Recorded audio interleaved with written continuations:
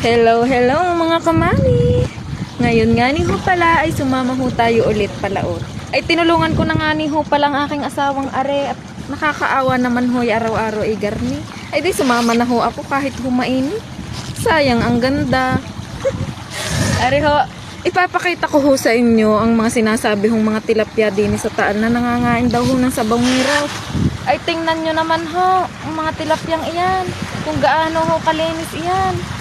Yan ho ay may mga kanya-kanyang fish cage. Yan ho mga floating. Tapos ho ang mga patuka pa ho na yan ay quality ho. Malilinis ho. Paano nyo ho nasabing nangangain ho yan ng mga tao? Tingnan nyo naman ho. Kami nga ho taga din na sa Laurel, taga dagat na. Araw-araw pa ho isda ang ulam. Kami gahoy napaano na, di gahoy hindi.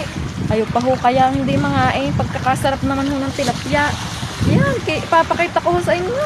Ayan ho, ari ho ang taan. Ayan.